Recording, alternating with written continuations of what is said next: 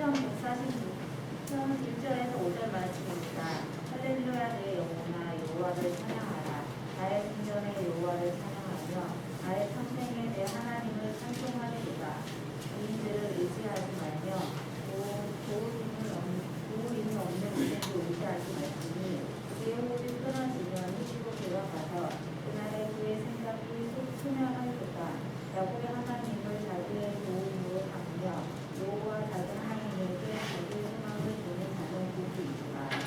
아멘. 하나님께 소망을 두는다. 할렐루야. 소망 있게 할렐루야. 할렐루야 시작하는데 올해 시작하면서 올해 하나님 말씀을 좀 주십시오. 지난 한 해 제가 설교한 내용을 쭉 보니까 수백 편을 했는데 그 수백 편의 설교를 쭉 보니까 대부분의 내용이 하나님 앞에 소망을 주자라는 설교를 했더라고요. 그래서 올 한 해 우리 교회의 표용의 표입니다. 뭐라고 써 있어요 앞에? 시작. 하나님께 소망을 두라. 이것이 우리 교회 올 한 해 표예요. 오늘 본문 말씀이 올 한 해 우리에게 하나님이 주시는 성구 말씀이 됩니다. 그래서 하나님 앞에 소망을 두는 자가 복되다. 자, 우리가 오늘 지금 시편을 보는데 시편 146편을 봐요. 근데 바로 이 146편부터 시작해서 150편 마지막 편까지에는요. 처음 시작이 뭐로 시작되냐면 할렐루야로 시작해요. 할렐루야로 끝나죠. 그래서 보통 이런 시를 뭐라고 하냐면 할렐루야 시라고 합니다. 다시 말하면 주님을 찬양하는 시, 물론 다 모든 것이 다 주님을 찬양하는 내용이겠지만 특별히 거기다가 포인트를 맞추는 거예요. 그럼 하나님을 찬양하는 자, 우리가 1년 동안 2023년도 우리 예수만교회가 하나님을 찬양하며 살았으면 좋겠는데 어떻게 찬양하면 좋을까? 그래서 오늘은 우리가 어떤 모습으로 하나님 앞에 비춰지기 원하는가 두 가지를 보는데 바로 하나가 바로 하나님을 찬양하는 존재로서 살아갔으면 좋겠습니다가 그 첫 번째입니다. 자, 저와 여러분은 하나님을 찬양하라고 지으심을 받은 존재입니다. 믿습니까? 이 땅에서 잘 먹고 잘 살라고 지은 존재가 아닙니다. 그래서 오늘 말씀 외에도 수많은 부분에서 하나님이 찬양하라는 말씀이 많이 있지만 이사야서 43장 21절에 보면 이렇게 말씀합니다. 이 백성은 내가 나를 위하여 지었나니 나의 찬송을 부르게 하시려고 지었다. 이렇게 말씀하고 있습니다. 하나님이 여러분을 창조하신 목적이 있는데 그것은 지난주에 말씀이 하나님을 영화롭게 하는 거라고도 했는데 바로 하나님을 찬송하게 하기 위함이다. 그렇게 말씀하고 있습니다. 그러니까 저와 여러분이 이 땅에 살아가는 삶의 목적이 하나님을 찬송하도록 지음받은 거예요. 그러니까 우리가 이 땅에서 슬퍼하는 이유가 있다면 그것은 내가 하나님을 찬양할 수 없어서여야 돼요. 우리가 이때서 기뻐할 이유가 있다면 그것은 내가 하나님을 찬양할 수 있어서여야 돼요. 그 어떤 이유도 아니에요. 우리가 걱정해야 될 일이 있다면 그것은 내가 하나님을 찬양을 잘 못했을 때 걱정하는 거지. 이 땅에서 잘 먹고 잘 살지 못해서 걱정하는 것이 우리의 진정한 이유와 목적이 될 수 없어요. 그러니까 우리의 모든 삶의 목적은 뭐예요? 하나님을 찬양하는 것에다가 포커스를 맞추어야 됩니다. 자, 많은 사람들이 세상에 무엇하러 왔느냐고 물어보면 어떤 사람은 먹고 살기 위해서 왔다고 말할 수도 있습니다. 그런데 모든 짐승들도 다 먹고 삽니다. 어떤 사람은 일하기 위해서 산다고 하는 사람도 있지만 소나 말도 다 일합니다. 어떤 사람들은 요즘은 뭐 자녀들 때문에 산다라는 말도 하는데 여러분 고슴도치도 제 새끼를 갖다 사랑한다고 말합니다. 다시 말하면 먹기 위해서 살든지 일하기 위해서 살든지 자녀를 위해서 살든지 다 짐승들도 똑같이 할 수 있는 일이에요. 우리 인간만 하는 일이 아니에요. 어느 그 외국의 그 해토픽에 보니까 사람들이 길을 가는데 갑자기 하늘에서 새 한 마리가 날아서 계속 쪼아요. 머리를 막 쪼아요.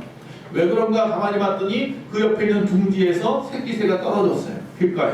사람들이 그 길가에 그 새끼새를 밟을까봐 막 와서 쪼는 거예요. 그게 부모된 마음이에요. 짐승도 그런 마음을 가지고 있어요. 다시 말하면 우리가 짐승과 구별되는 것은요 바로 세상에 먹고 사는 것이 아니라 세상의 것이 아니라요 하나님을 찬양하느냐 찬양하지 못하느냐예요. 다시 말하면 하나님의 모든 피조물은 하나님을 찬양받기 위해서 지음을 받았어요. 돌 하나에서 짐승 하나까지도 하나님을 찬양받기 위해서 지음을 받았지만 직접적으로 내가 의식하고 하나님을 찬양할 수 있는 존재는 오직 인간밖에 없어요. 이게 얼마나 귀한 복인지 모릅니다. 이것은 굉장한 특권입니다. 우리가 이 땅에 인간으로 태어났다는 특권은 우리가 하나님을 찬양할 수 있다라는 사실이에요. 그래서 오늘 본문의 말씀에 보면 2절에 나의 생전에 여호와를 찬양하며 나의 평생에 내 하나님을 찬송하리다 했습니다. 여기서 중요한 말은 뭐예요? 생전에 평생에, 내가 살아있는 동안에, 내가 숨을 쉬고 있는 동안에 나는 뭐 한다? 하나님만 찬양할 것이다. 맞습니까? 여러분 그러고 사십니까? 기독교에서 말하는 문제의 찬양이라는 게 뭡니까? 많은 사람들이 찬양의 목적이 무엇이냐고 물어보면 대부분 사람들은요, 그 무엇에다가 의미를 두지 아니하고 어떻게에다가만 의미를 둡니다. 다시 말하면 무엇을, 즉 대상이 무엇인지, 왜 찬양하는지 그 이유는 중요하지 않고요, 어떻게 찬양할까만 생각해요. 그러니까 교회 안에서도 하나님 앞에 찬양하는 모습들이 어떻게에다가만 맞춰져요. 좋은 시스템, 좋은 반주자, 좋은 음향, 좋은 목소리, 왜 하려야 하는지, 대상이 누구인지, 무엇 때문인지에 대한 생각은 놓쳐버릴 때가 많이 있어요. 그게 더 중요해요. 제가 말씀드리잖아요. 우리 찬양대 설 때에 못해도 돼요. 금붕어 파트도 필요해요. 입만 뻐끔뻐끔 하더라도 앞에서 자리 채워주는 것도 은혜예요. 여러분들이 그런 마음을 가지고 하나님을 찬양하시면 하나님이 오히려 그 마음을 기쁘시게 받습니다. 찬양은 그래서 예배에 흥이나 돋구려고 만들어 놓은 요소가 절대로 아니에요. 찬양 그 자체로서 얼마든지 하나님 앞에 예배할 수 있어요. 그래서 예배 안에 말씀이 중요하고 기도가 중요한 것처럼 찬양도 중요한 부분을 차지합니다.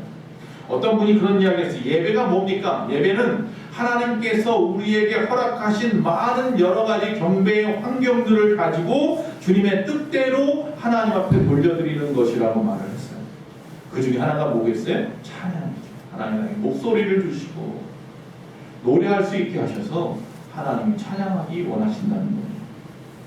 이 찬양은요, 공적인 예배뿐만 아니라 우리의 삶의 예배 가운데에서도 필요합니다. 그 예배 시간에만 찬양하는 게 아니라 여러분이 살아가는 순간순간 하나님을 찬양하며 사십시오. 하나님의 뜻을 알고 또한 자발적으로, 긍정적으로, 적극적으로, 기쁨으로, 헌신적으로 그렇게 찬양하시는 여러분의 삶이 되시기를 간절히 바랍니다. 이렇게 온전히 하나님을 찬양하는데 우리의 삶이 강력할 수밖에 없는 줄로 믿습니다. 하나님이 주시는 그 능력으로 강한 힘을 가지고 살아갈 수 있는 거예요. 우리는 어떠합니까? 우리 자신을 한번 돌아보십시오. 나는 하나님을 정말로 찬양하고 있습니까? 그럼 어떻게 찬양하십니까? 아니, 그거보다 더 중요한 것은 무엇을, 왜 찬양하십니까? 시편 오늘 말씀해 보면, 읽지는 않았지만 6절 이후에 보면 찬양을 하는, 즉 찬양을 받으시는 하나님에 대한 모습이 나오는데, 하나님 어떤 분이라고 열거하고 있냐면 6절에 보니까 천지를 지으신 하나님이니까 찬양하라고 말합니다. 7절에 보니까 공의의 하나님, 정의의 하나님, 또 먹을 것을 주시는 하나님이니까 찬양하라고 합니다. 8절에 보니까 사랑의 하나님이라고 말씀합니다. 9절에 보니까 악인들을 심판하시는 하나님이라 합니다. 10절에 보니까 영원하신 하나님이라고 말합니다. 그런 하나님을 우리가 찬양하는 거예요. 이 시편 기자가 말하는 그 하나님의 뭐예요? 성품이에요. 하나님의 성품이 다 들어있네, 이 말씀 속에. 그 하나님의 성품을 기억하고 그분을 찬양하는 거예요. 두 번째, 바로 오늘 본문 말씀에 짚어진 적이 있죠. 자, 우리는 하나님께 소망을 두는 존재라는 거예요. 하나님을 찬양하는 존재이며, 두 번째, 하나님 앞에 소망을 두는 존재입니다. 자, 오늘 본문 20편 146편은요, 이스라엘 백성들이 바벨론의 포로로 잡혀갔다가 돌아와서 쓰는 시예요. 다시 말하면 유대 포로기 이후에 쓰여진 시예요. 즉 신약이 시작되기 직전, 즉 구약의 맨 마지막 부분에 쓰여진 시예요. 당시 유대인들은 비록 이 바벨론이라고 하는 나라에 포로로 잡혀갔다가 해방되어지고 자유를 얻고 그래서 고국으로 돌아왔어요. 돌아오긴 돌아왔지만 그러나 그들은 나라 없는 민족이에요. 다시 말하면 아무런 힘이 없어요. 경제적으로도 정치적으로도 모든 것이 다 준비되지 않았었어요. 그러다 보니까 그들은 어쩔 수 없이 주변 나라들을 계속해서 의지할 수밖에 없어요. 이방의 통치자들을 끊임없이 의지하면서 그 나라가 세워지기만을, 바로 서기만을 기다리고 있었어요. 그런데 가만히 보니까 이방의 통치자들은 끊임없이 자기들의 상황에 따라서 변덕을 부리는 거예요. 언제는 도와줬다가 언제는 빼앗기도 하고 말이죠. 끊임없이 그 안에 나라 안에서는 나라를 세워가기도 바쁜데 권력 투쟁이 일어나고 수많은 질병이 있고 많은 전쟁의 소문들이 계속해서 끊임없이 오고 말이죠. 유대 민족들은 도저히 버틸 힘이 없었어요. 즉 유대 민족은 끊임없이 고통과 어려움 속에서 보내는 나날이었어요. 뭐 했는데? 해방했는데, 자기 나라로 다시 돌아왔는데도 불구하고 아무런 소망이 없어요. 그래서 그들이 그제서야 비로소 인간의 권력자들에 대한 회의감, 불신감이 생기면서 다시 눈을 어디다 돌려요? 하나님에게 돌리기 시작하는 거예요. 그래서 오늘 시편 기자가 3절 4절에 주인들을 의지하지 말며 도울 힘이 없는 인생도 의지하지 말지니 그의 호흡이 끊어지면 흙으로 돌아가서 그날에 그의 생각이 소멸하리로다. 우리하고 똑같은 인간들을 의지하고 소망 두지 마. 그들이 너희를 도와줄 수 있는 게 뭐가 있겠어? 저 영혼까지? 아니, 그들도 우리처럼 흙으로 돌아갈 그 인생이야.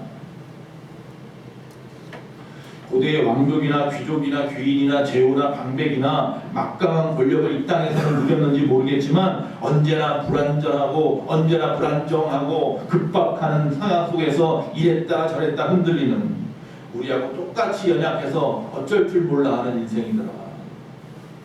다시 말해서 도울 힘이 없는 인생을 의지하지 말라 라고 말을 했는데, 이 인생이란 단어의 원어의 뜻은 뭐라고 되어 있냐면 아담의 자손이에요. 도울 힘이 없는 아담의 자손을 의지하지 마라 이렇게 되어 있어요. 여러분, 이 아담이라는 뜻이 뭡니까? 아담아, 즉 흙이라는 뜻이에요. 먼지 같은 인생이라는 거예요. 다시 말하면 도울 힘이 없는 먼지 같은 인생을 의지하지 말라. 죽으면 한 줌의 흙으로 돌아갈 수밖에 없는 그 인생들을 의지하지 말아라. 우리가 똑같이 부패하고 썩어져 버릴 그 인생들, 그 인간들을 의지하지 말아라. 여러분, 오늘 말씀 속에서 세상의 것들 의지하지 말고 세상의 권력, 힘 의지하지 말라고 말했는데, 또한 우리의 지식이나 우리의 도덕성도 의지하지 마십시오. 지금까지 이 땅에 살아온 수많은 민족들이 있었고 수많은 사람들이 있었지만 그들이 그 도덕성과 그들이 가지고 있는 그런 어떤 지식이 정말로 끝까지 바르게만 사용되었다면 지금 이 땅이 이렇게 어렵지 않을 거예요. 다 잘 먹고 잘 살 거예요. 이 땅이 유토피아일 거예요. 그런데 그러지 못하더라는 거예요. 가지고 있는 것들, 그 지식들 다 이상한 데 쓰고 말이죠. 도덕성이라는 것은 항상 남에게 보여주기 이상, 그 이상도 그 이하도 아닙니다. 그런 세상의 것들을 바라보고 세상의 것 의지하면 나도 똑같아질 수밖에 없어요. 시는 오늘 그래서 다시 그 노래합니다. 5절에 보니까 야곱의 하나님을 자기의 도우심으로 삼으며 여호와 자기 하나님에게 자기의 소망을 두는 자는 복이 있도다. 올해 2023년도 개묘년 새해에 더욱더 우리 하나님 앞에 소망을 두는 한 해가 다 되시기를 간절히 축원합니다. 6절에 말합니다. 여호와는 천지와 바다와 그 중에 만물을 지으시며 영원히 진실하심을 지키시리라. 할렐루야. 그분의 그 영원함, 그 지식도 영원하고 그의 그 능력도 영원하셔서 그분만이 우리가 소망을 둘 수 있는 분이심을 잊지 말아야 된다. 자기에게 맞는 옷이 있듯이요, 한 줌의 흙으로 돌아가는 그 인생에게는 권력이라는 것은 맞지 않은 옷과 같아서 불완전한 것입니다. 항상 어떻게 잘못 쓸지 몰라요. 이 땅의 모습을 보면 알죠. 우리나라 모습을 보면 권력진자들이 그 권력을 바르게 쓴 적이 도대체 언제 있었습니까? 권력은 오직 천지를 창조하신 하나님에게만 합당한 것입니다.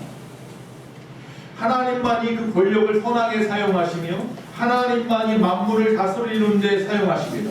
그 힘으로 모든 우주의 법칙을 세우셨고 그 힘으로 지금도 운행하고 계시는 것입니다. 그 힘으로 모든 세상의 죄와 부패함을 담당하시며 우리에게 그 창조의 책임을 다하고 계십니다. 그래서 이 땅에 예수 그리스도를 보내셨고 그분에게 그 모든 권력을 다 이양하셨다는 사실입니다. 즉 하나님의 권력을 어디다 쓰셨느냐 하면 저와 여러분, 세상에 소망을 두고 세상 것 의지하다가 넘어지고 쓰러지고 부패하고 썩어져 버릴 그 인생들을 살리기 위해서, 하나님이 창조한 그 인생들을 책임지기 위해서 하나님의 모든 권력을 쏟아 부으셨다는 사실입니다. 그게 바로 결정체 예수 그리스도가 아닙니다.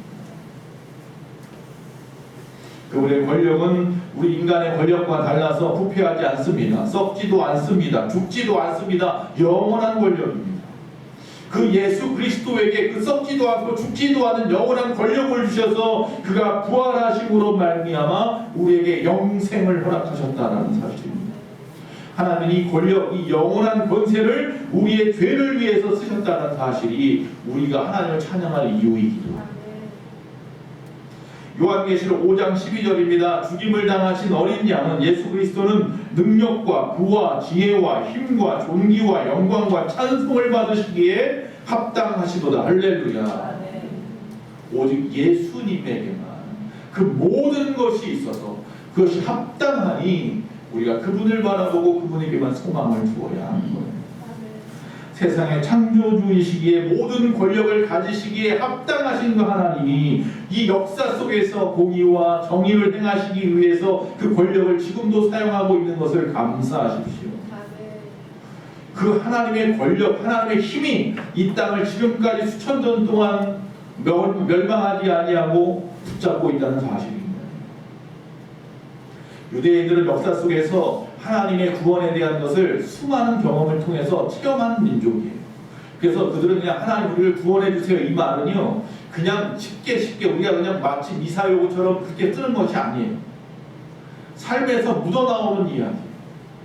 그들은 우리가 알다시피 이집트에 잡혀간 건 아니죠. 이집트에 들어가서 거기서 노예처럼 살았잖아요. 430년 동안. 그리고 그들은 끊임없이 하나님 앞에 우리를 구원해달라고 기도했어요. 그들이 홍해를 건너서 광야를 지나 가나안에 들어왔어요. 그리고 또 가나안에서 끊임없이 그들은 하나님을 배신했고 하나님은 그들을 어쩔 수 없이 끊임없이 채찍을 대서라도 하나님 백성으로 세워가기 위해서 외침이 있었고 수많은 그 외침 속에서 그들은 또 끊임없이 하나님 앞에 아우성쳤어요. 우리를 구원해달라. 결국 그들은 그들의 죄로 인하여 바벨론의 뿔로 잡혀갔고 그 남의 나라 그 먼 타국에 또 잡혀가서는 70년 동안 눈물을 흘리면서 하나님 앞에 기도합니다. 우리를 구원해달라고. 그들에게 구원은 목숨이었고 생명이었습니다. 그런데 우리는 어떻습니까? 우리는 하나님 앞에 어떤 것을 원하십니까? 우리를 구원해달라고 말하지만 정말로 구원받기 원하십니까? 지금의 여러분의 삶의 모습 속에서 구원받기 원하십니까? 저 영원한 영생을 향하여 구원받기 원하십니까? 7절에서 9절입니다. 억눌린 사람들을 위해 정의로 심판하시며 줄인 자들을 먹을 것을 주시는 이시로다. 여호와께서는 갇힌 자들에게 자유를 주시는도다. 여호와께서 맹인들의 눈을 여시며 여호와께서 비굴한 자들을 일으키시며 여호와께서 의인들을 사랑하시며 여호와께서 나그네들을 보호하시며 고아와 과부들을 붙드시고 악인들의 길은 굽게 하시는도다. 할렐루야. 그들은 간절하게 구체적으로 하나님 앞에 구원을 원했어요. 우리를 구원해달라. 하나님은 우리 민족 역사 속에서도 끊임없이 구원하셨습니다. 할렐루야. 일제의 그 침략 속에서도 하나님께서 이 땅에 도리어 복음을 주셨고 그 복음을 통해서 해방의 소망을 주셨고 해방 이후에 이 땅이 지금 이 모습까지 올 수 있도록 끊임없는 민족의 부흥의 역사를 허락하셨습니다. 교회를 세우시고 학교를 세우시고 병원을 세우시고 이 민족을 여기까지 오게 하신 분이 하나님이십니다. 사람의 인생은 짧아서 자기의 삶 안에 갇혀 살다가 그것으로 끝나는 인생이지만 영원하신 하나님은 그렇게 짧은 인생들을 그냥 짧게 끝내지 아니하시고 당신과 같이 영생으로 인도하여 주셨으니 우리가 하나님을 찬양하기에 합당한 줄로 믿습니다. 그분에게만 눈을 돌려야 할 이유가 거기 있는 줄로 믿습니다. 하나님 앞에 소망을 주십시오. 하나님만 말하며 하나님 앞에만 찬양하시는 저와 여러분 되시기를 간절히 바랍니다. 4절에 분명히 말합니다. 시편 기자가 사람은 유한한 존재이고 호흡이 끊어지면 흙으로 돌아가서 그날로 소멸되어서 없어질 존재라. 세상에 아무리 높은 위치, 방백이라고 표현하는데 성경에 보면 높은 위치에 있다 할지라도 그 사람을 의지하지 말라. 5절에 오직 여호와 하나님만 의지하고 그분에게 소망을 두는 자가 복이 있는 자라고 말합니다. 사실 모든 피조물은 끝이 있습니다. 태어나는 일이 있으면 끝을 맺는 날이 반드시 오도록 하나님이 창조하셨습니다. 그런데 사람만큼은 독특하게 창조하셨습니다. 세상의 모든 우주 만물은 처음과 끝이 있는데 하나님은 인생들에게 저와 여러분에게 죽음으로 끝나버릴 수 없는 똑같은 피조물인데도 불구하고 영원히 살 수 있게 길을 열어 놓으셨다는 사실. 당신과 같은 모습으로 이 땅에서뿐만 아니라 저 하늘에서 영생하도록 키우신 줄로 믿습니다. 영원하신 그 하나님 앞에 뭐 하면 된다? 믿음으로 소망만 두면 돼요. 영원히 죽지 않은 복이 우리에게 있다는 그 믿음을 가지고 하나님만 바라보면 돼요. 하나님을 찾으면 돼요. 하나님만 의지하면 돼요. 세상 사람처럼 하나님을 찾지 아니하고 방백을 의지하면 그 인생은 세상에 썩어져 죽어버릴 어떤 짐승과 똑같은 삶밖에 살 수 없지만 저와 여러분 하나님께 소망을 두는 자가 영생하는 줄로 믿습니다. 그런데 그 하나님을 배신하고 배반하니 우리는 지옥에 갈 수밖에 없어요. 하루는 하루살이와 메뚜기가 같이 놀고 있었습니다. 저녁 때가 되자 메뚜기가 하루살이에게 말합니다. 오늘은 그만 놀고 내일 만나자. 하루살이가 묻습니다. 내일이 뭔데?